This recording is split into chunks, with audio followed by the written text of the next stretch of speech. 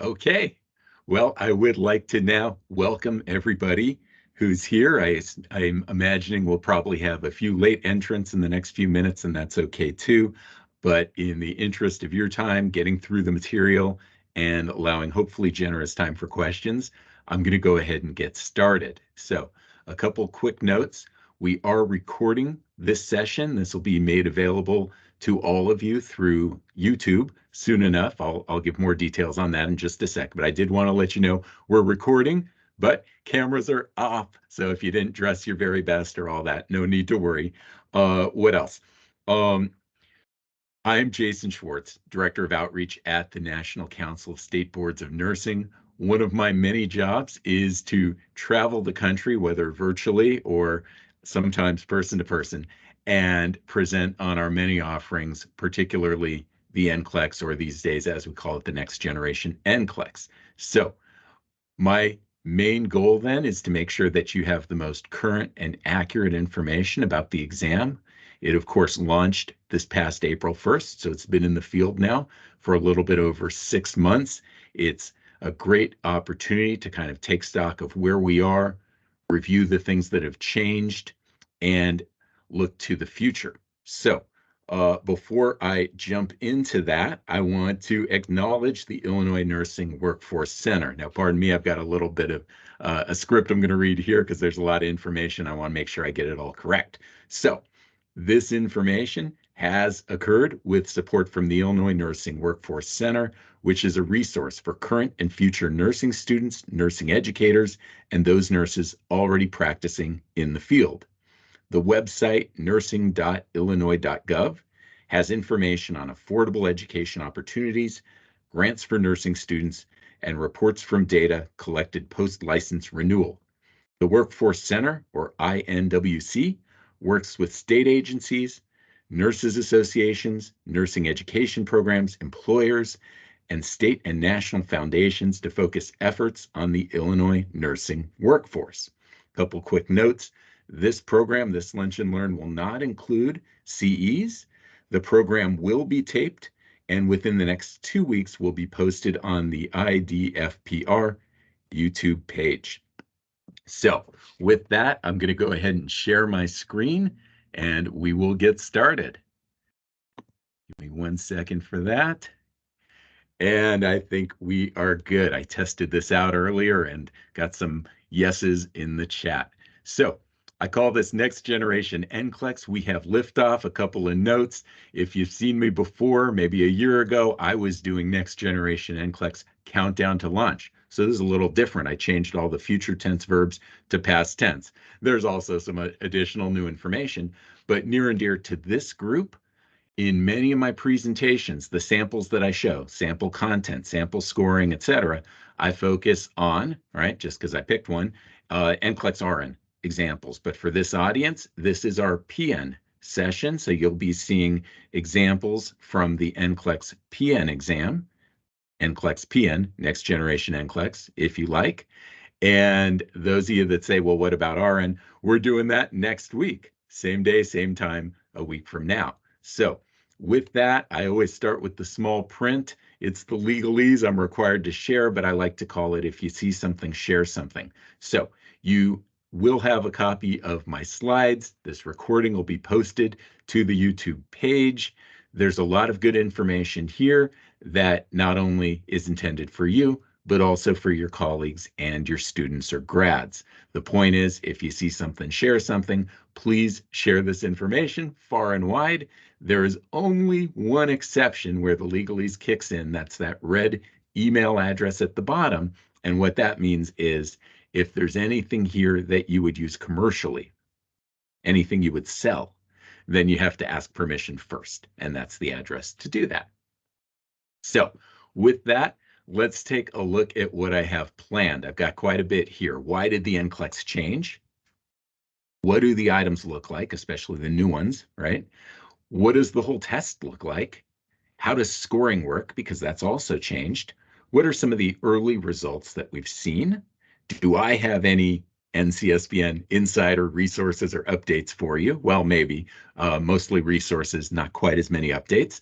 And then, as mentioned earlier, I'd like to allow some generous time for Q&A. So with that, why did the NCLEX change? Well, the origins of next generation NCLEX actually go back 11 years now.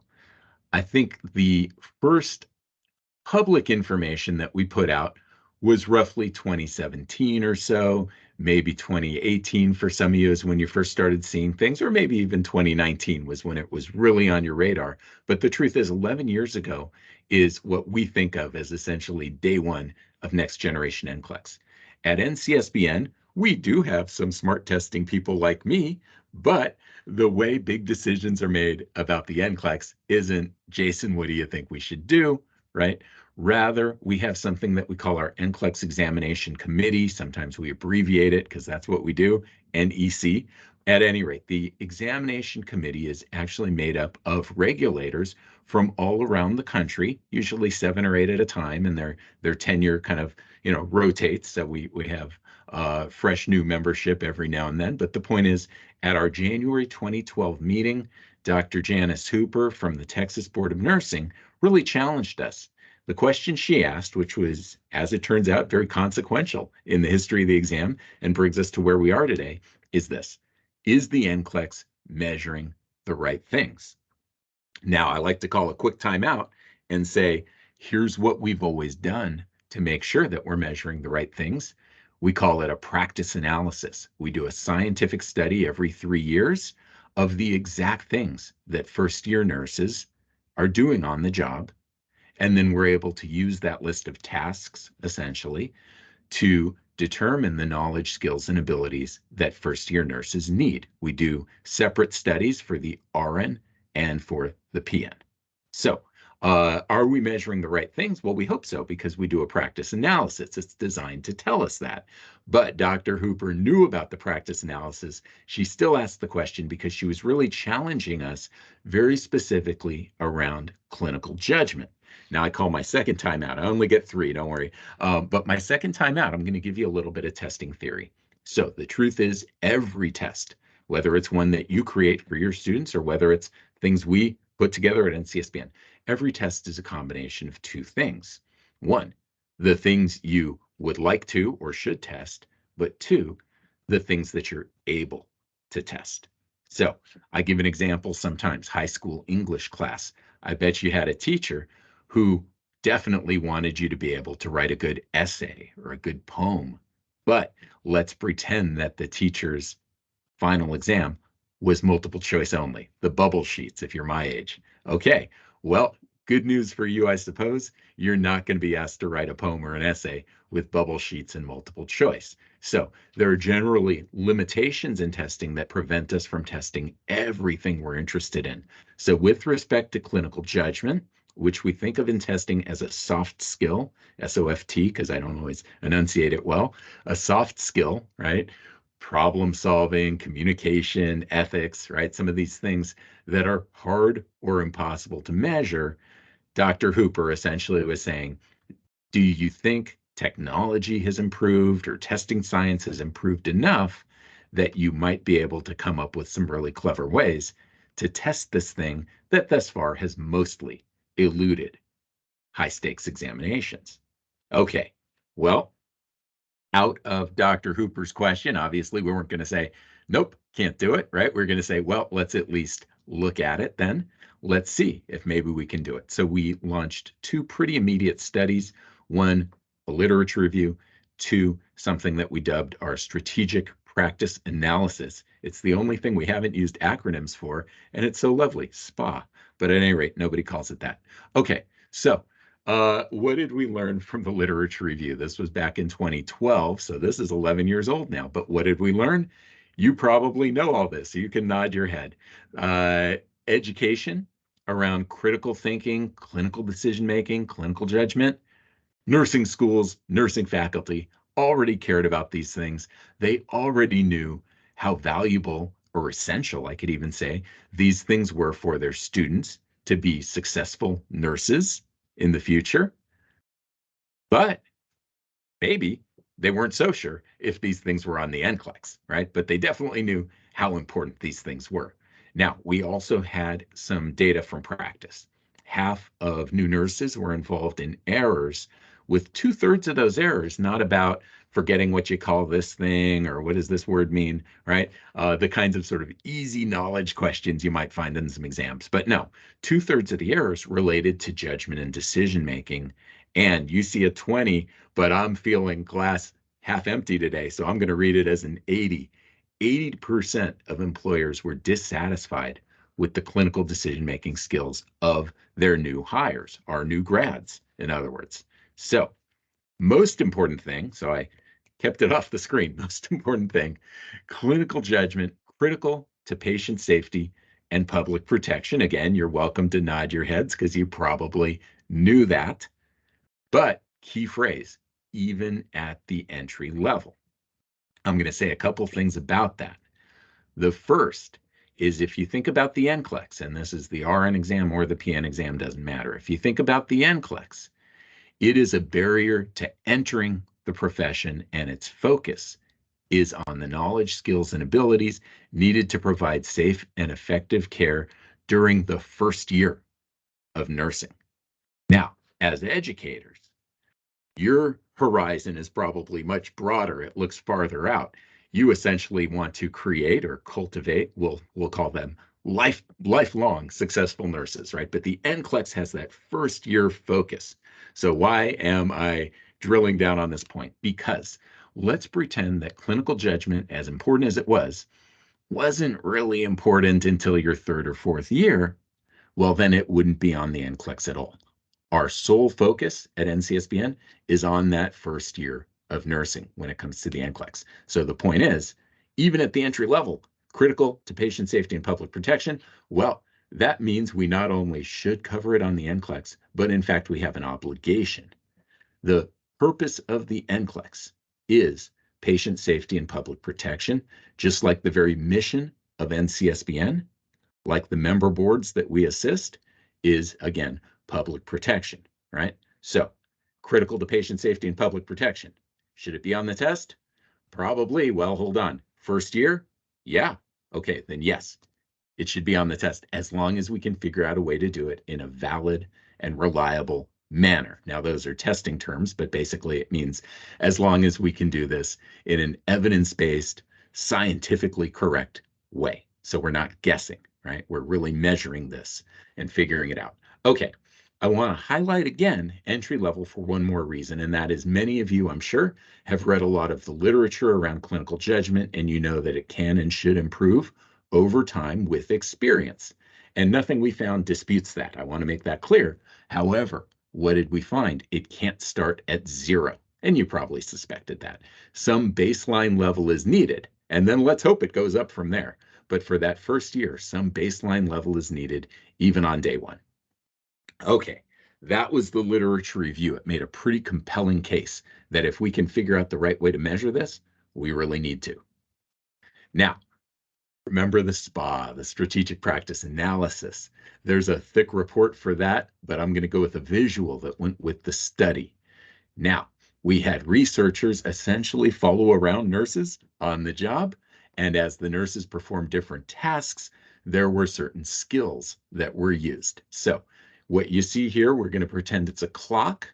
From about noon to 7 o'clock, you can see 63 nursing skills, and from 7 o'clock back up to 12, you can see 41 nursing tasks. And as you can imagine, as a task was performed or after the task was completed, the interviewers, the researchers could ask the nurses, what skills did you use? Did you need this? Did you need therapeutic communication? Did you need, you get the idea. Okay, so anyways, hopefully it wasn't a super busy day for those nurses. Anyways, okay, very typical picture that emerged is, if we focus on the skills, typical nursing skills, the kinds of things you teach, because they're important for your students. You know that they're going to use them in a lot of different things that they do as nurses. Typical skill in our study went with 5 to 10 different tasks. That was a fairly typical picture as I jump around the clock here. Sometimes more, sometimes less, but usually 5 to 10. But let's go to skill 33 in our study, which was clinical judgment, and you can see that it went with almost every single task. So what did this do? We already saw from our literature review a very strong case for addressing clinical judgment on the exam. And what we see here is that clinical judgment, again, feel free to nod your heads, isn't something that's only used every now and then, maybe on an unlucky day of the week by the nurse, but in fact, it's pervasive. It's a part of almost everything that a nurse is doing. So with that, let's see where we were after these two studies. Well, the bottom line, this was the most important thing that I emphasized a couple slides ago. Clinical judgment, important and necessary, even at the entry level. 2, what about the current NCLEX as it was back then, 2012, 2013, 2014? Well, it had some clinical judgment. Some of you may be familiar with the sample item we've shared in the past, or you might remember your own NCLEX, and there was something like, which client should the nurse see first, right? Something like that. And there's some decision-making, some prioritization, some judgment, just to answer something like that. Even a multiple choice question could have a little bit of clinical judgment. But it wasn't methodically and comprehensively something that we were addressing on the exam. It was a little bit more incidental. You know, the NCLEX has 8 client needs categories, or test plan categories, we sometimes call them. Things like safety and infection control or psychosocial integrity. So there wasn't, let's say, a 9th category called clinical judgment, where we're making sure we're asking a whole bunch of clinical judgment. So somebody could go through the NCLEX, maybe they took a maximum length exam, and maybe they got 6 or 7 questions like this. Somebody else might go through, maybe they got a minimum length exam. Potentially, they could have gotten 0 of these. So potentially, none. But what else? Well, we also know that things like who do you see first represent a very small slice of the clinical judgment spectrum, right? Now, I don't want to say that was the only kind of question we had that touched on clinical judgment, because that's not true. But the point is, it was a little bit piecemeal and incidental. So that's where we were. We had to do some honest self-assessment, right? Because maybe the answer, it wasn't what we expected, but maybe the answer after reviewing our exam would have been to say, well, what do you know? We already have it covered. Well, that was not where we were. So we wanted to do better. We wanted more direct evidence-based measures of clinical judgment. And what was that going to take for the researchers out there? This is always part of the package. More research, in our case, 11 years, and probably some new item types as well. So you're going to see examples of those. And sometimes if you say to yourself, why do they have all these new item types, right? Well, because we needed them to get at some of the clinical judgment skills that we were trying to measure. So I've given you kind of the long version of why the exam changed, but I think it's really the way that I like to set the table, because then all the other pieces that I share, I think, fall into place. There's kind of a logical framework for the things we're doing and the reasons why we did them. So let me take you to our first big breakthrough. We call it our clinical judgment measurement model because, right, the first thing you have to figure out when you're trying to address something new and different on your exam is, how are we going to measure this, right? So we're not just throwing darts or guessing or rolling dice. How are we going to measure this in a scientific, evidence-based manner where we can really trust the results and the inferences that are made from those results? So our clinical judgment measurement model first hit the street in very early versions around 2017 or 2018 and became final 2019. That's the version that you see in front of you. It has a lot there. Sometimes I jokingly call it boxes, bubbles, arrows, and pentagons. So there is quite a bit going on. People look at the bottom. So it's just the nursing process, or, oh, it's not the nursing, right? So at any rate, I will tell you our newsletter, which I should have pointed out here, our winter 2019 NGN newsletter, I'll show you at the end where to find those, really walks you through all of it. But what I'm going to do is really focus on what we call layer 3.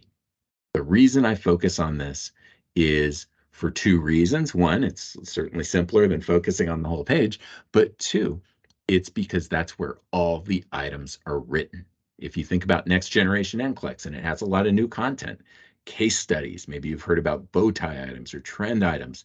They're all measuring one of these 6 boxes, right? That's it. There's a whole page with boxes and bubbles. They're all measuring one of these 6 boxes. Recognize cues, analyze cues, prioritize hypotheses, generate solutions, take actions, and evaluate outcomes. Everything comes down to these 6 boxes. And the main thing, if you take away nothing else from today's Lunch and Learn, I want you to really understand what these 6 things mean and really see explicitly how they help explain all the new questions on the exam. So I alluded, right, when I said the new content on the test, I mentioned case study. The case study has 6 questions. If you haven't seen them before, well, guess what? The 6 questions aren't random. As I will show you, the 6 questions literally walk through these 6 skills in this exact order every single time. So very predictable, very methodical. Now, the key for you, of course, is to understand what do we mean by these 6 things. We used a little bit of testing lingo here, right? And so I want you to understand what they mean. And even if your students or grads understand what they mean, that wouldn't be a bad thing too. So I'm going to focus on simplifying what these mean for us. So let's jump in to the new questions. And just remember, behind the scenes, we've got these 6 boxes. It was a divide and conquer approach to clinical judgment. Clinical judgment, how do we measure that soft skill? Oh gosh, that's messy. That's kind of an amorphous gray area in the testing world.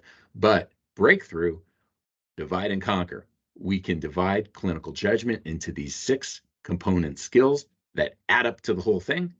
And guess what? We can test each of these 6 skills separately. It's not quite as blurry and amorphous anymore. So let's take a look through the lens of the case study. Again, we have a newsletter on the case study. Some of you maybe have read this. If you have time for one NGN newsletter, I really do think this is the best because the case study is the single biggest change to the exam ultimately, right? So let's take a look, and I mentioned my examples here are from the PN side of the house. So before we try to read the small print, I'm just going to highlight for you that there's essentially 3 parts to the case study screen. The first part is you are here, right? It simply lets your grads know that they're in a case study, and it lets them know how far along they are, right? So when they come to the opening screen, they'll see it just like this, case study screen 1 of 6. If they're wondering, am I almost done with this thing? Well, if it says screen 5 of 6, there's hope, right? Screen 6 of 6, yeah, you're on the last one, right? Screen 2 of 6, sorry, you still got a ways to go. All right, where I've marked the number 2, the bright number 2, and these numbers I've marked are just for you. Your grads aren't going to see a bright red and yellow 1, 2, 3 on their screens. But at any rate, where you see it, we call that our real world nursing scenario. Usually it has an introductory sentence. In this case, the nurse in the physician's office is caring for a 38-year-old female client. And it has quite a bit of information organized into 1 or more tabs. Now, in this particular example, there's only 1 tab, but I don't want you to think they're all that way. Another sample PN case study could begin with 3 tabs or 4 tabs or even 5 tabs, but there's even more to the story, which is that the number of tabs can change over the course of the case study. For instance, in this example, I believe we're going to see a 2nd and a 3rd tab pop up as we go through. Sometimes educators refer to these as unfolding scenarios or unfolding case studies. And the idea is often you get more information as you go, right? So there's no magic number for the number of tabs. In this case, it begins with 1 tab, but by the end, I think we're going to see 3 if I remember correctly. Okay. Finally, where you see the bright number 3 on the right-hand side of the screen, that is the item, right? And that's my testing lingo way of saying the test question. We call them items in my business. So anyways, there's the item. Now, as you can imagine, as we go through this case study, more information could appear on the left-hand side, and the item will change from the 1st to the 2nd to the 3rd, all the way until the 6th. Every case study has 6 associated items. So now that I've walked you through the anatomy of the screen, we'll blow it up a little bigger so we can read it. So Here we go. The nurse is in the physician's office, caring for a 38-year-old female client, and we've got progress notes. Here's the initial clinic visit at 1300. Reports having pain in left ear for the past 2 days. Experienced the same pain in left ear last month, but was able to tolerate the pain and self-treat with over-the-counter meds. Currently febrile with a small amount of cerumen observed in the left ear canal. Prescribed azithromycin 500 milligrams PO today, then 250 milligrams PO daily for 4 more days. Clinic visit 12 days later. Okay, so 9 o'clock, 9 in the morning. Reports that pain in the left ear was reduced after completing azithromycin treatment, but it reoccurred 3 days ago. Yesterday, client observed drops of blood on pillowcase. Reports having bile-colored emesis last night after eating dinner. Reports having no oral intake today. Client states, I've not had an appetite for over a week. Client is currently febrile and is experiencing dizziness, vertigo, and tenderness over the left mastoid process. Timeout. I'm just going to say, I feel like they should have come back a little earlier, maybe sooner with all this going on. But anyways, purulent damage observed in the left ear canal. Tympanic membrane is dull and bulging on otoscopic exam. Reports decreased hearing in the left ear, onset of a headache, abdomen soft with hypoactive bowel sounds. Last bowel movement was yesterday of formed brown stool. Sinuses, chest, and throat clear without congestion. Performed 12-lead ECG, which revealed normal sinus rhythm. I got to take a deep breath. So guess what? I read this for a couple of reasons. One is sometimes I have people attend my virtual presentations while they're driving their cars. So you can imagine, I don't want somebody trying to read, the little screen on their phone while they're driving. So that's just a courtesy for public safety. But two, right? I bet a lot of you, as experienced nurses and educators, you kind of scan this pretty quick and you're like, oh, okay, I think I know what's going on. I think I know what we need to do, that kind of thing. But I want to emphasize for your grads that want to read all the information, it actually takes a while. I like to emphasize there is a lot here. And we see that as a feature, not a bug. There is a lot here. Okay. Why do I say that's a feature, not a bug? Because that tends to be real life, right? If we think of the NCLEX multiple choice questions that we know and love, a lot of times they lay out the whole situation in one sentence, and then they ask a question with the next sentence, and that's it, right? But then you get to real life, and oh my gosh, a lot's going on, right? Patients often have more than one issue, right? There's a lot of information. Some of it really matters. Some of it we can kind of ignore for a little bit, right? It's messy. It's complicated. It's the real world, and that's what we're trying to emulate. In fact, who writes these? Well, folks like you. Educators come to Chicago. They get trained to write these case studies in our item writing panels. And what we say is, give us real life. If it's messy, if it's complicated, we're okay with that as long as it's appropriate for first year. Okay, right? We're not trying to stump 10-year experienced nurses with these, right? But if this is the sort of situation that a first-year nurse could find themselves in, we'll take it, right? Don't dumb it down or dilute it or anything like that, right? Give us real life. So anyways, you can imagine for new nurses, for new grads, unlike you, where the more information, the better, perhaps, for new nurses and new grads, too much information can cause information overload. It can be overwhelming. It can even be paralyzing. So how does every case study begin? Now, this is really key. I'm going to give you the keys to the kingdom. I'm going to tell you how each of the 6 questions in the case study works pretty much every single time. How does every case study begin? Well, here's a whole bunch of information because that's real life, even if it's messy and complicated and you're probably feeling overwhelmed. Here's what we want to figure out if you can do is tell us what matters most right now. When I showed you the clinical judgment measurement model, we named our first box recognized cues. Again, that's our testing terminology. But what does it really mean? It means what matters most right now. Out of all this information, what are the most salient things where we need to say, ooh, hold on, this thing, this thing, this thing. So anyways, here we go. Which of the following findings require immediate follow-up? Select all that apply. So this is a fairly common, well-known NCLEX item type, select all that apply. but you'll notice here 7 response options. We call it then extended multiple response. One of the things we found, we didn't necessarily expect it, but when we tried it out and collected data, we found out is that the standard select all that apply, which normally has 5 or 6 choices, could be really useful for clinical judgment if we allowed ourselves to extend it up to 10. So I'll call it an extended multiple response if it looks like select all that apply and it has 6 to 10 response options. So anyways, it's a new item type, but it's not very different from an item type y'all knew and loved. So which of the following findings require immediate follow-up? Select all that apply. Okay, but what are we really asking? What matters most right now?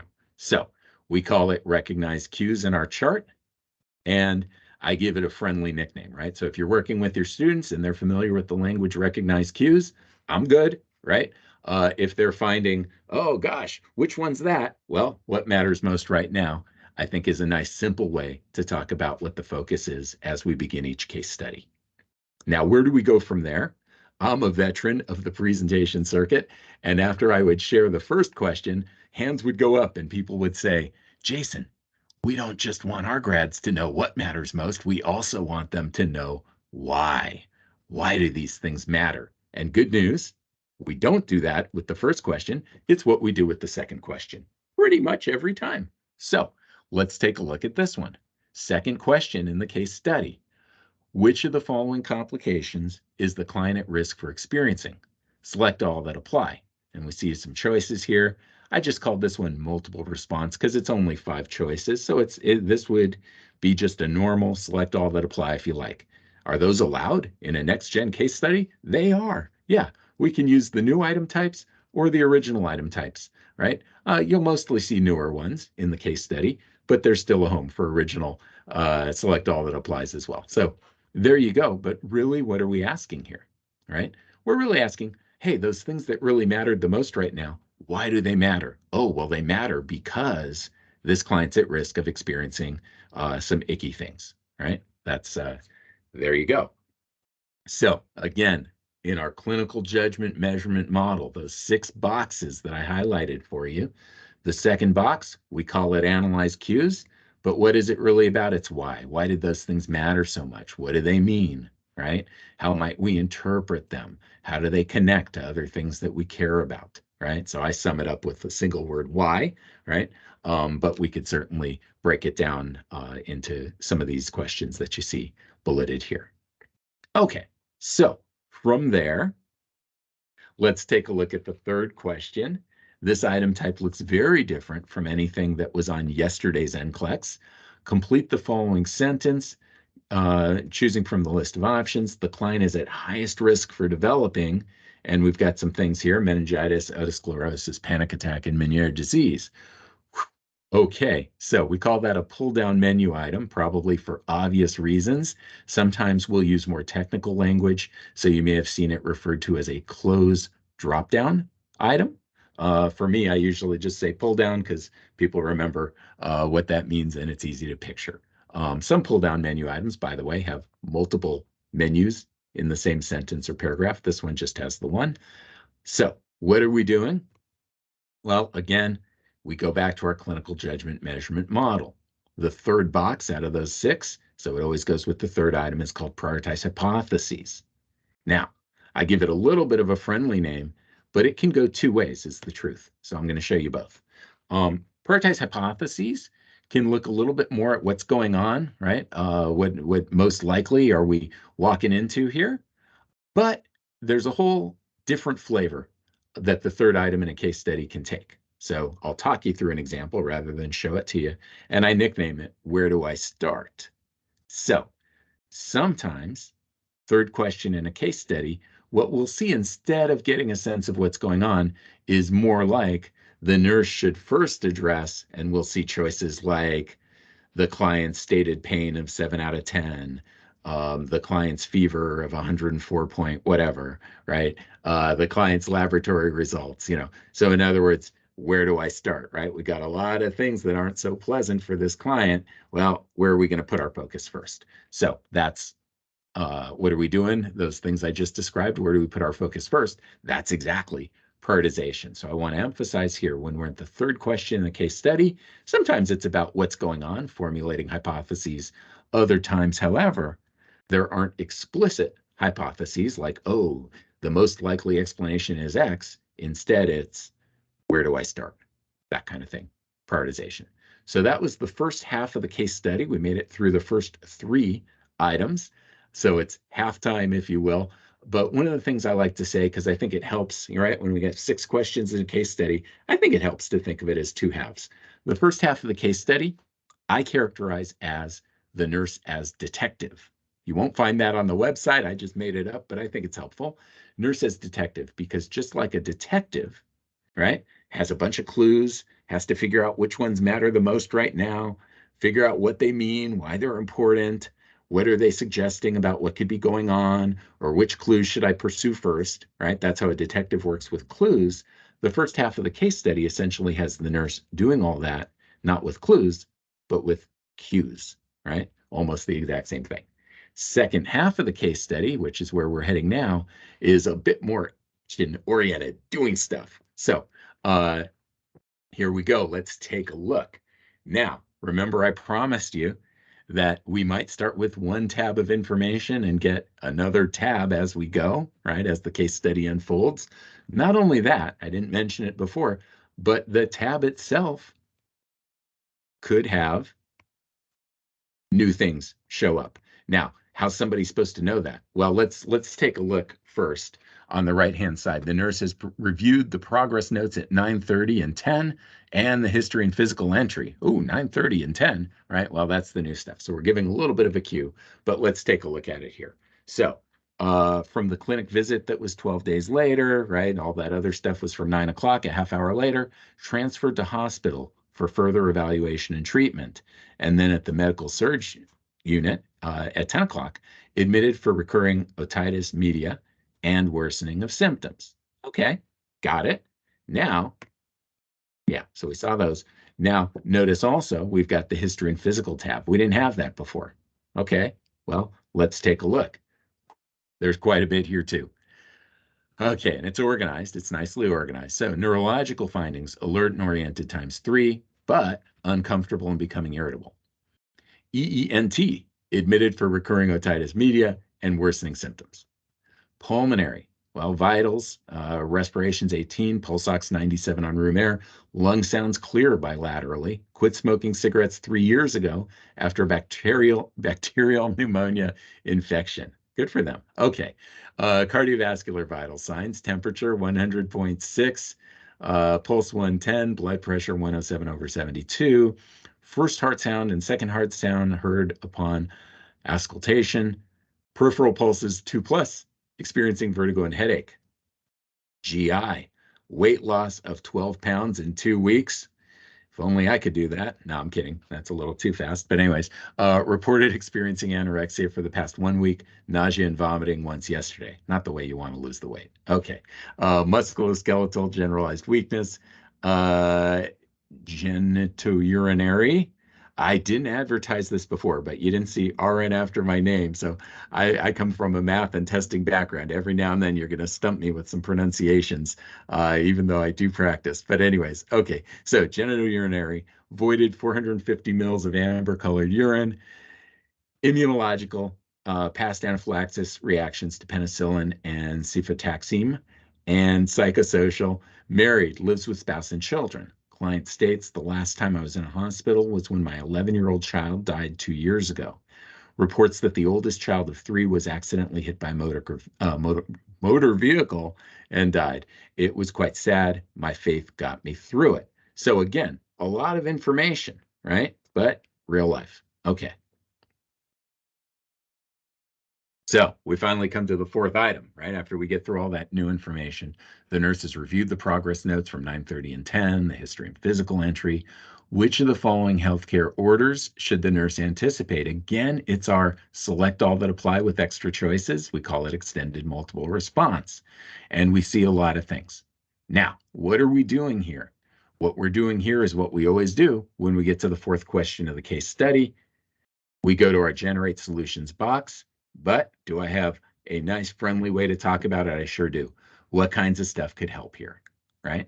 Based on the client needs, what are the possible interventions or actions that could make a difference? Now, I emphasize what could help because we're not necessarily going to do every single one, right? They're all possibilities. Just like if you're experiencing a little bit of pain, well, maybe we'll have you take a pill. Maybe we'll have you do some breathing exercises. Maybe we'll reposition you. Could you do all three? Well, you could, right? But you might not. So, anyways, if you're thinking nursing process, we're in the planning phase here, not yet implementation. So, what kinds of things could help? Now, we could flip it around for the fourth question, and we could think about things that could actually harm the client. What are the things you wouldn't want to do? And if you look at our public samples on our website, I'll show you where we keep those, you'll see some examples where the generate solution item actually has a little matrix or grid. And for each potential intervention, you either bubble in anticipated or contraindicated. In other words, you're kind of thinking about what are the things that could help or harm the client at the same time. But at any rate, fundamentally, our focus is based on the client needs, what kinds of things could help. That's the fourth question. Let's look at the fifth. So, do we have any new information here? Well, the nurse has reviewed the progress notes and diagnostic results from day 2. So we do have some new information. Before I read the question, let's focus on the new information. If you're wondering, do most of our case studies keep adding new information quite to this degree? I would say this one's probably not totally typical. This one probably overachieves in terms of how much information is presented and added as we go. I would say most of them start with more information than this one did. And then if they add information, it's not quite as much. But anyways, let's see what we've got here. I hope I put little arrows to remind me. Yes, day 2. Day 2, 10 o'clock, transferred to pre-op suite for scheduled mastoidectomy. And at 1600, transferred from post-anesthesia care unit, or PACU, as you like to say, tolerated surgery without complications, returned to med-surg in stable condition. Now, we also have some diagnostic results from day 2. There was a lumbar puncture at 11 o'clock, cerebral spinal fluid negative for infection, and then a CT scan of the brain and left ear, where at 1300 it revealed negative for lesions or abscess, but inflammation of left mastoid bone, large fluid collection noted in inner ear and middle ear. Okay, so more information. What are we going to do with it? Well, interesting. This is just like what I previewed for you. Sometimes we focus on, we could have the 2 columns. We call it matrix multiple choice, where things might be indicated or not indicated, right? Or this could help or this could harm, right?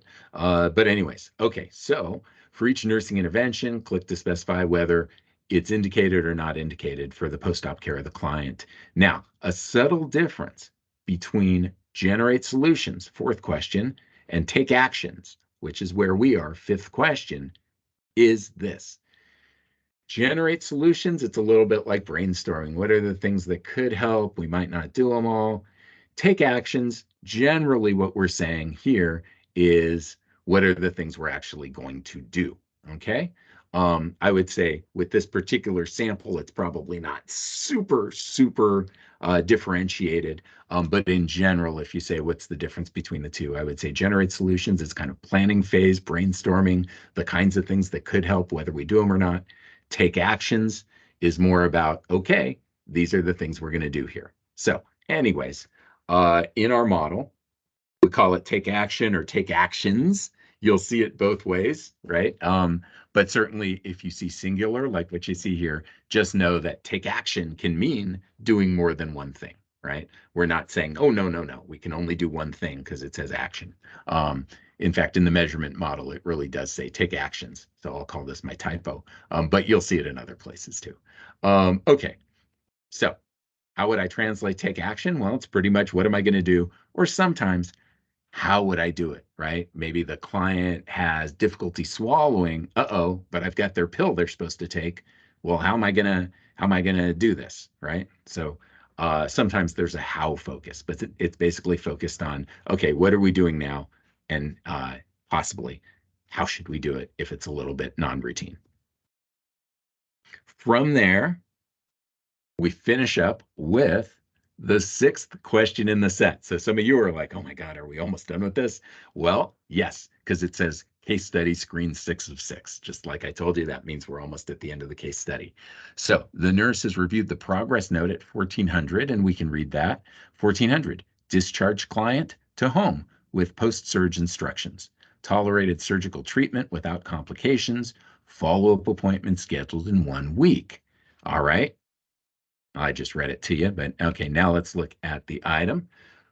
For each of the statements made by the client, click to specify whether the statement indicates an understanding or no understanding of the discharge teaching provided, and we see a number of things. Now, again, we see that matrix multiple choice format. That's another pretty popular one as far as our new item types. This gets used quite a bit. So what's the deal? For each row, you're going to choose understanding or no understanding, just like previously we might have chosen indicated or not indicated, right? Now, in terms of our clinical judgment measurement model, we're at our 6th box, and our 6th box we call evaluate outcomes, right? It's the reflective stage of all of this, and sometimes I nickname it how'd it go, right? So, well, the interventions have happened. If you think of the client as a before and an after, well, here's the after, and let's kind of assess that after version. Now, sometimes we're going to assess that after version of the client in things like, oh, good, their respirations used to be 53 and now they're down to 23. We're happy about that, right? So sometimes it's based on these physical things, but sometimes we're assessing the after, right, by things like their understanding of teachings or their status. So that's a little more like what we just saw here. So we have now made it through the case study. I went a little slower than I could have because the main thing I really wanted to do was tie together those 6 boxes of the clinical judgment measurement model with the 6 items in the set. And as you go through other samples that we have on our website, I think what you'll see now that I've kind of given you this decoder ring is that you'll be able to really explicitly see the connections or the mapping between the particular question in the case study and the particular box in layer 3 of our clinical judgment measurement model, right? So if you pull up any sample NCSBN case study, RN or PN, and you go to the second question in the set, it's analyze cues. No matter what, it's always analyze cues. And you also know from today's presentation, we're pretty much saying, why are these things important? That's kind of the question underneath the question. All right, so I'm going to summarize now the case study. And what did we cover? Well, real world nursing scenario, and often that means lots of information, could be a little messy and complicated, but again, right, we are trying to be authentic to practice here, so we don't want to oversimplify. So I get it, there's a little bit extra reading compared to the old NCLEX, but we think of it as feature, not bug. Okay, what else? Well, there's 6 questions that follow. They all have a very intentional clinical judgment focus, which in order is recognize cues, analyze cues, prioritize hypotheses, generate solutions, take actions, and evaluate outcomes. Or, right, because when I say it that way, and I know because educators used to tell me this, if I say it that way, people are like, Jason, stop. Do you know how much we already have to teach our students? And now you're giving us these 6 things we've never heard of that we have to understand and care about and get our students to care about, right? It sounds like extra, right?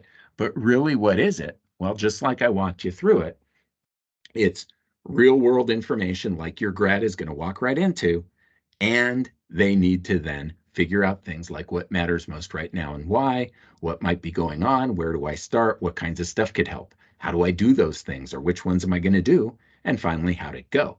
Well, these are the things you've always wanted them to care about. We just gave them funny names, number 1, and number 2, we definitely have them on the NCLEX now, right? Because before, maybe you weren't so sure. Well, yep, in every single case study, 1 of each. So a few other things we noticed. You saw some new item types. Sometimes they were brand new, like matrix multiple choice or pull down menus. Sometimes they were kind of like cousins of stuff we already had, like select all that apply, but with extra choices. Okay. Um, Little bit of small print, setting. Well, this one actually, if you really paid attention, you saw that we were in a few different places over the course of this case study. Well, where are case studies set? Anywhere that new nurses can be, anywhere you find a first year nurse, right? So don't fall into the trap of thinking that your grads are only going to see med surg examples in the hospital, in the emergency department, whatever. No, not true. Anywhere you could have a first year nurse, there could be a case study. Maybe some of you, right, have a friend who is a first year nurse working at a school nurse. Well, in that case, you could come to our item writing workshop and you could write a school nurse style case study. That could be your setting, school nurse, right? What does that mean? It could be on the playground. It could take place in the school nurse's office. There are fewer resources, right? Sometimes the school nurse is operating a little more solo, right? In some ways. So anyways, okay, eligible content, anything in the NCLEX-PN test plan is fair game to include. So what does that mean, right? It means they're not all going to be med surg, right? What else is in the NCLEX-PN test plan, right? Well, I'll give you a couple examples. Psychosocial integrity, right? So we could have psych or mental health issues. And by the way, they could be happening to a pediatric client, right? So we could even smush a couple things we might think of as a little less routine into the case study. If it's in the test plan, if it could be in a multiple choice question, it could also be in the case study. And if you come to Chicago and you write these items for us, we're going to give you that freedom. We're not going to say to you, oh, sorry, no pediatric clients. That's too out there. No, no, no. As long as it's first year of nursing in the test plan, we'll take it. Okay. So is that it? My voice almost helps, yes, because I'm gonna lose my voice if I have too much more to say. But okay, I'm kidding. We do have more. So the case study is the main way that we're measuring clinical judgment very explicitly and comprehensively with next generation NCLEX. The case study is the main way, but it's not the only way, right? As you can imagine, the case study is pretty bulky, a lot to read, 6 questions. Well, that gives us a lot of information, so that's great news, but it also takes a while. What if we just needed a little bit more information about clinical judgment? We don't need a whole new case study necessarily. So we like to have individual items that we can use. We call them sometimes standalone items, and we have a newsletter, Spring 2021, that gives you more detail. The two most famous kind, because they're really brand new for the exam, are trend items and bow tie items. I'll show you an example of each. But even things like, which client should the nurse see first? In other words, that multiple choice question, right, from the old days, right, you could think of as yet another way to measure clinical judgment with a single item. It could even be multiple choice, right? So pretty much anything, but trend and bow tie get all the attention because they are new and different. So let's look at one of each. Here is a trend item. Now, we really dove into that case study. We're not going to go as deep here. I just want to point out the key features of a trend item, so you know what I'm even talking about. Trend item, the defining feature is information that changes over time. So look at the left-hand side, and we see information from 8 o'clock, 11:30, and noon, information that's changing over time. Every trend item presents information that changes over time. Now, it could be vital signs. If I click the nurse's notes tab, maybe there's some stuff there that's changing over time. It could be intake and output, right? Anything changing over time on the left-hand side is the defining feature of a trend item. But what about the question that we ask? And here, we can pretty much ask anything we want, but not exactly. It has to hit one of those 6 clinical judgment skills from layer 3. So let me illustrate that with this example. The nurse is contributing to the client's plan of care. Select the 3 potential nursing interventions the nurse should anticipate for the care of the client, right? So as I'm thinking about that, well, what kinds of stuff could help, right? Maybe that's a generate solutions. Or if we're thinking, well, it's not so much what could help, but what should the nurse expect to do right now? Well, then maybe that's a take actions. But the point is, every trend item is going to point back to one of our 6 boxes. And it's going to involve information that changes over time. So that's a trend item. It almost looks like a case study if you're not careful, but keep in mind, it does not say case study screen 1 of 6. It's just a single item. It's all by itself. Okay. What about the bow tie item? Again, here's an NCLEX-PN sample. Bow tie item, what are the defining features here? Well, information on the left-hand side. It doesn't have to change over time. That's trend, right? Bow tie item, it's just information. Information on the left-hand side. Now, on the right-hand side, you have this peculiar structure. It's a drag and drop item, but it has this peculiar area that looks a little bit like a butterfly or a bow tie or the letter X, where the dragging and dropping is going to happen. So it always looks like this. It always looks like an X. On the left, we always have actions. In the middle, we always have a condition. And on the right, we always have parameters to monitor. And then we have these menus of choices, these lists of choices where we're going to drag things from. And there's always 5 actions, 4 potential conditions, and 5 parameters to monitor. So I'll use some sort of technical language for how I describe it. The bow tie itself always has a 2-1-2 shape, 2 things on the left, 1 in the middle, 2 on the right. The menu of choices always has a 5-4-5 shape every single time. And these headings that you see are also the same every single time. So it's kind of a fancy drag and drop. We're going to drag 2 of the actions onto the left-hand side, 1 of the conditions into the middle, and 2 of the parameters onto the right. And you can do this in any order. For instance, if I were taking the NCLEX, I'd probably start from the middle. I'd probably start from the condition and then think about actions and then maybe jump to parameters. But anyway, the computer doesn't care. You can do it however you want. Now, what's the other defining feature? Well, that is, again, that we go back to layer 3 of our clinical judgment measurement model with our 6 boxes. Now, here, actions to take, right? The 2 actions to take, what are those going to hit in the model? Well, they're going to hit the 5th box, which is called take actions. So that makes sense.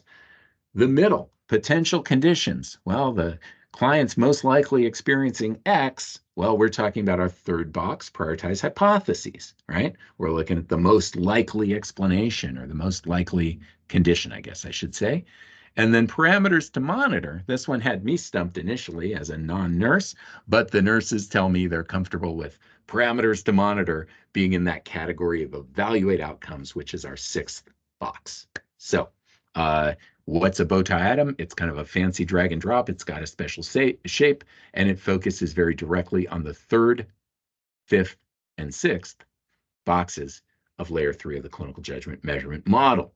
With that, I have showed you all the new and interesting stuff that we've added to the exam from a content perspective, and hopefully done a good job connecting it to that bunch of boxes and bubbles and arrows, etc., that we call our clinical judgment measurement model. Now, if you're thinking to yourself, I would love to write things like that, then go ahead and zap this code. I would love to have you in Chicago. Or if you're not a QR code zapper, right, you can also go to your favorite search engine such as Google or Bing, right? I always try to give some love to Bing, and type in NCLEX volunteer opportunities. It's the very first thing that pops up, and you click on it. We'll ask you for some information. We'll put you on our list. And if we have an opening at an upcoming item writing panel, we'll give you a call, right? And since I am speaking to educators from Illinois, you won't have a super, super, super long flight to get to Chicago, right? In fact, some of you will probably even drive, I'm guessing. So enough infomercial. What does the test look like? Well, we saw what the new content looks like, but the biggest question I used to get after I would share case studies, bow ties, trend items, is people would say, Jason, is that the whole test? In other words, did we get rid of all the multiple choice? Did we get rid of the fill in the blank medication calculations? And all we have now is case studies and bow tie items and trend items. The whole test is clinical judgment. Well, for a while, right, I was pretty sure that isn't what was going to happen. But for a while, I couldn't be very precise because we hadn't finished collecting our data and figuring everything out. Well, of course, by now we have done that. So you're going to get a pretty precise picture of what the whole test looks like. When we're thinking, what does the whole test look like, or how is it structured? The testing term we use is test design. So we have a newsletter, topic test design. And if you want a lot more information, that would be the newsletter to read. Obviously, I'll take questions too on this kind of thing. So, but the thing I'm going to focus on, it's a little bit silly, but it'll stick with you, I promise, is how different is the next generation NCLEX from the old NCLEX, classic NCLEX. And the picture I like to use is a cheese pizza. I like to say, pretend that the old NCLEX was a cheese pizza. And then I always have to make my joke. It wasn't, because if the old NCLEX really were a cheese pizza, your grads would have liked it better and finished faster. Oh, and it would have been a little cheaper too. But we're going to pretend. Then what is next generation NCLEX? Well, in the old days, people wondered if it was a hamburger or a Caesar salad. In other words, something totally different. And the answer is, it is a cheese pizza still, but it has some toppings. Got it? And the toppings, of course, are clinical judgment focus through things like case studies, bow tie items, and trend items. So at its core, at its foundation, at its crust, it's the same as before, but we've added a few things. Now, that's a great picture. I think it's an apt visual and it's easy to remember, but it's not super helpful if you want numbers. So we're going to show you those too. So a lot of things stayed the same or just changed a little. You're going to see this chart in front of you, and you might wonder, wait, hold on, is that NCLEX-PN or is that NCLEX-RN? Because they used to be different, by the way, in terms of things like how many questions are on the test. Well, it turns out these days, RN and PN have identical structure. So what you're looking at reflects NCLEX-PN, but it also reflects NCLEX-RN if you're interested in that too. So time was 5 hours, and it's still 5 hours. Delivery method, we use computer adaptive testing, or CAT, affectionately known as CAT. And well, in the old days we did, and in the new days, we still do. Number of questions on the test. Well, before April, it was 75 to 145. Now, I realize some of you took the test even before then, and you might have seen quite a bit more. But the point is, leading up to the launch for, in fact, the 2.5 years prior to launch, 75 to 145 questions on the NCLEX. Well, next gen, if you ask me, is a little bit longer. It can now go to 150. If you ask your grads, if they look at this, they'll go, oh my God, it's so much longer, right? But I would say it's a little bit longer, 85 to 150. 15 of the items don't count. This is our NCSBN examinations team collecting data to figure out, will this question be good enough to make it count a year or two from now? We're collecting data and we're throwing away some of our questions, or we're revising some of our questions. They don't count. We're just trying to learn, is this question any good? Well, we do that with 15 per candidate, per examinee, if you like. And so let's take away the 15 that don't count, and we can talk about scored items. How many items count? Well, that's 70 to 135 now for next generation NCLEX. And I'll give you about the most precise breakdown possible of those 70 to 135. All test takers will get 3 case studies that count. And when I say 3, I mean exactly 3. They won't get 4, they won't get 2. All test takers get 3 case studies that count. You've seen in my example that each case study has 6 items. Therefore, 18 items that count are coming from these case studies. So out of the 70 to 135 items that count, 18 are from case studies. Now, I got to be clear here. I'm not saying you get 18 case studies. That would be nuts, right? You're getting 18 items because there are 3 case studies. So if we just take away 18 from what we had before, we do the math, we get 52 to 117 items left over, depending whether somebody gets a minimum length, a maximum length, or anything in between. About 10% of those will be individual clinical judgment items, such as bow tie item, trend item, who should the nurse see first, right? One at a time, standalone. About 10% have a clinical judgment focus. The other 90% are essentially our cheese pizza, right? They're coming straight from our bank of what you might call old or classic NCLEX, stuff we were using before April 1st. we're still going to use as long as it remains current and accurate and entry level. And the point is that's 90% of this gigantic block of items. 90% is that cheese pizza. One last note that I have to emphasize here, because I don't want anybody to get in trouble, is this. Everybody, every test taker has 3 case studies that count. But I mentioned we got 15 questions that don't count. Guess what? There could be a case study in there. My point being, you could have a grad come back and say, hey, you told me there were 3 case studies. I got 4, right? And then they're a little bit annoyed, or they think you misled them, right? Well, I'm reminding you, 3 counted, but hey, we might have been trying out an extra case study that did not count. So if somebody does come back and say that, you can say to them, well, guess what? 3 of them counted, 1 of them didn't count. Of course, then they're going to say, which one didn't count? Well, we don't know. It's random, right? Nobody knows. Okay, that is our test design. Scoring.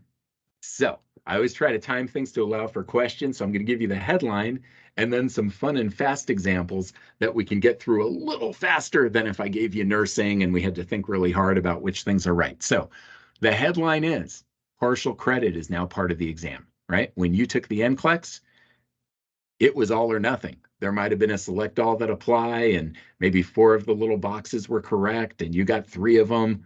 Boom, you got a 0, right? You remember that.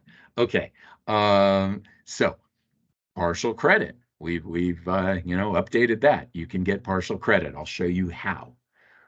It's important to know when I say you can now get partial credit, I'm not only referring to the pepperonis. I'm not only referring to clinical judgment. If we had select all that apply before, that wasn't clinical judgment focused, that's partial credit too. I know it didn't used to be. Same item. If we used this item March 31st, all or nothing, no partial credit. If we used it the next day, we've changed the scoring to partial credit, okay? So we have 3 different ways to do it. Our summer 2021 newsletter is your best source. It's so much better than me for explaining how the scoring works with actual nursing examples. So we'll have a little more fun than that. We're just going to look at, we'll take some pride being from Illinois here. So the most common partial credit scoring method out of the 3 is called plus-minus scoring. We've named it that because when you do good stuff, you're going to get a point. When you do bad stuff, you're going to lose a point, right? So let's take a look at this example. Feel free to type in the chat if you like, if you think you know some answers. Which of these famous Americans was born in the great state of Illinois? Select all that apply. If you want to type who you think in the chat, either show off with a whole bunch of them or, just pick one. I'm good. All righty. Well, common, right? Harrison Ford, it turns out, he doesn't take a lot of pride being from Illinois. He's kind of the bad sheep of the family as far as this crew goes. We got the Gipper, Ronald Reagan, and we've got Michelle Obama. Now, if you asked me before I moved to Illinois, I would have picked Abe Lincoln because, land of Lincoln and all that. But who knew, right? Kentucky or somewhere. Okay, I'm from California, so I can be a little less smart on some of the Illinois history. All righty. Point being, well, this would be a perfect response, full credit. But what about partial credit? Well, let's pretend somebody did this. All right, maybe that's what I would have done.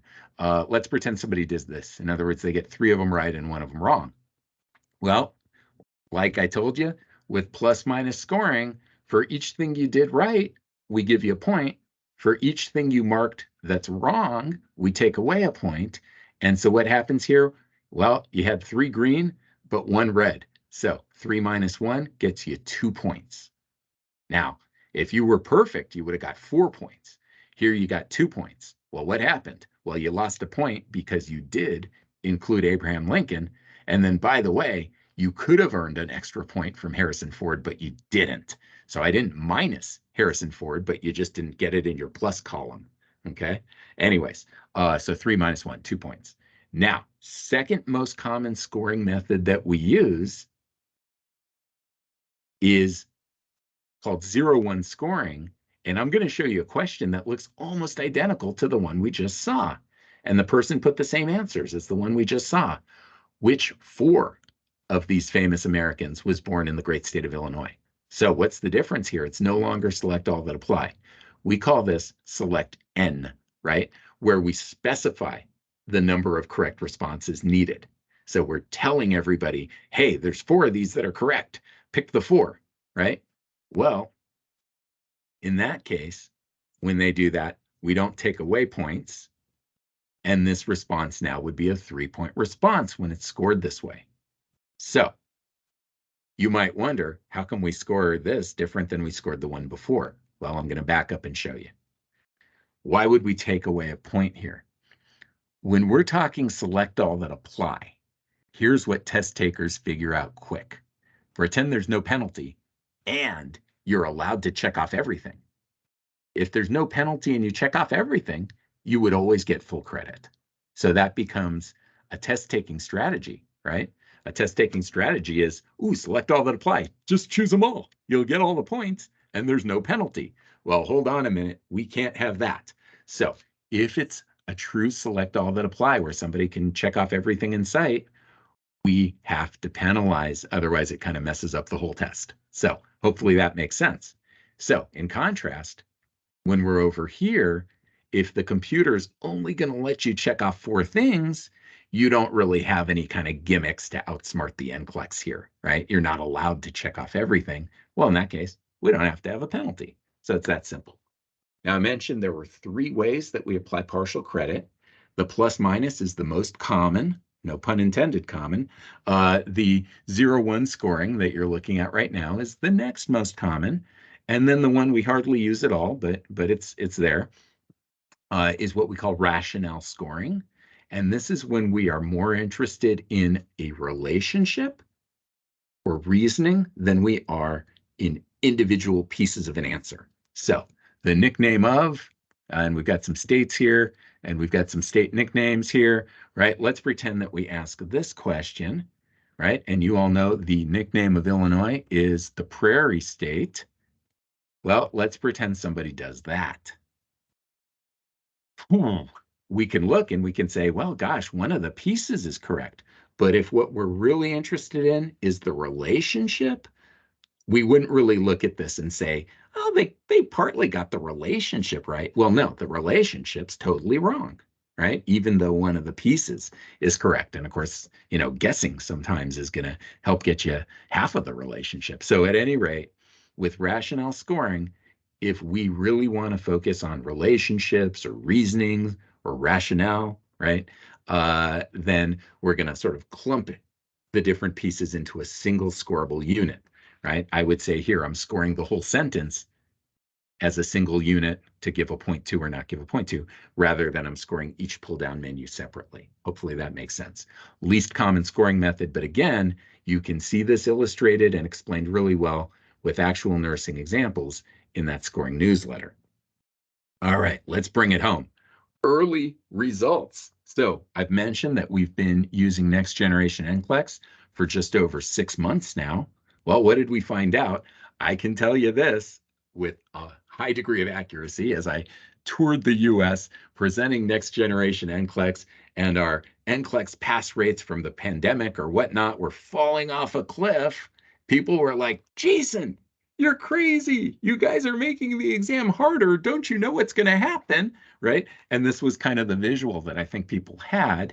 And as it turned out, right, and sometimes I'd explain based on how computer adaptive testing works that it isn't necessarily going to do that. But at any rate, it didn't happen. In fact, what we saw, I think, was pretty encouraging for a lot of grads and a lot of programs, which was when we published our pass rates, I think at the end of July, if I remember right, from our first quarter, we saw 90%.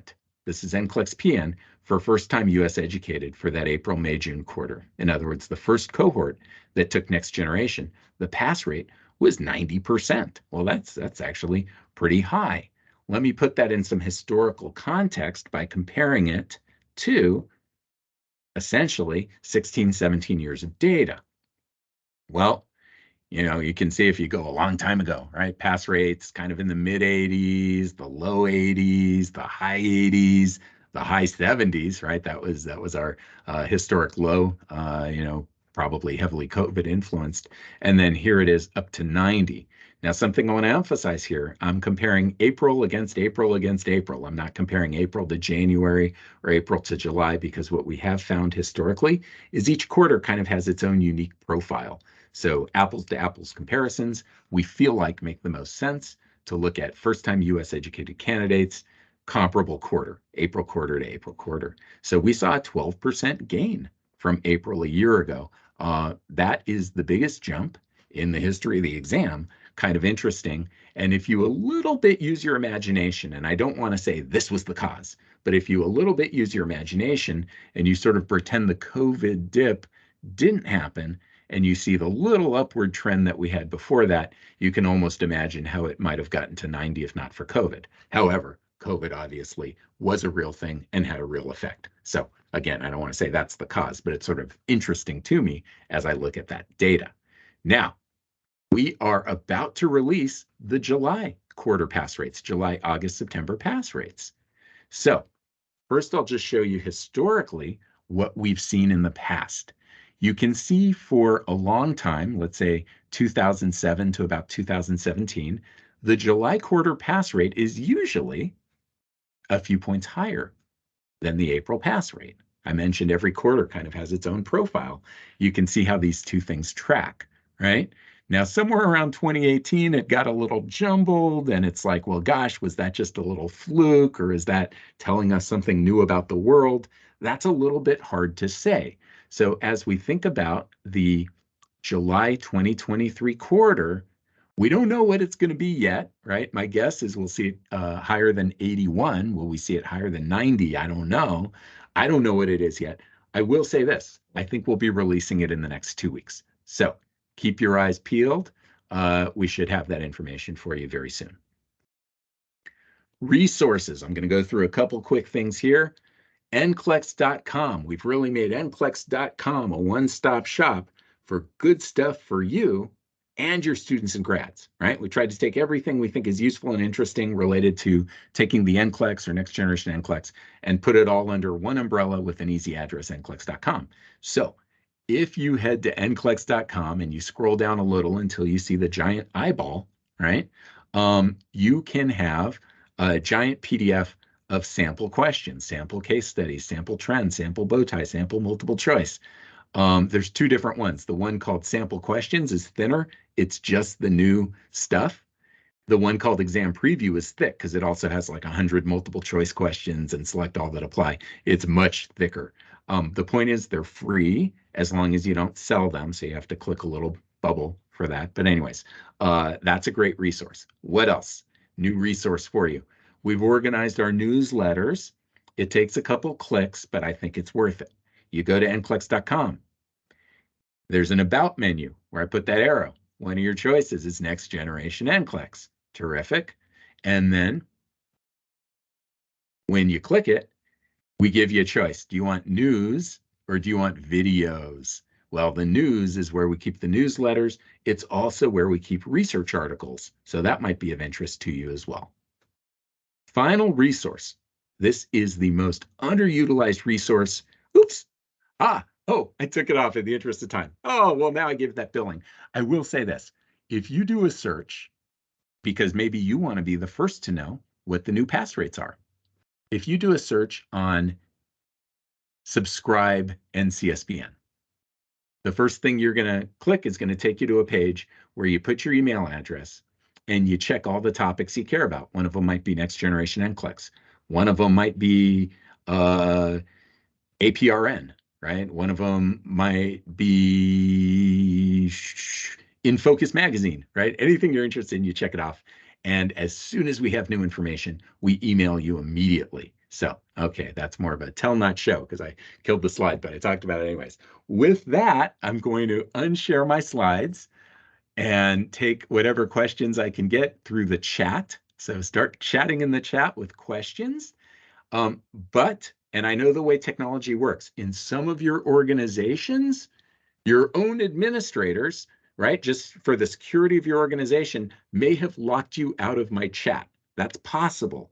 So I want all of you to have my email address, right? If I can't get to your question in the chat or it won't let you type in the chat, email me in the next few days or whenever you think of a question, and I've got you taken care of. Okay, but hoping this works at least for some of you, let me go ahead and exit the share screen, and let's see if we've got anything in the chat just yet.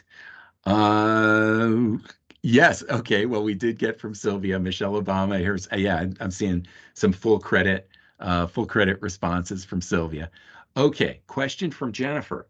Can I please clarify if normal lab values are given only on the new questions, or do they get normal lab values with the old style questions as well? I'm so glad you asked me that, because my RN sample really kind of cues me to talk about that, because we get to a page of lab results, but the PN sample, not quite as much. So Jennifer, thank you.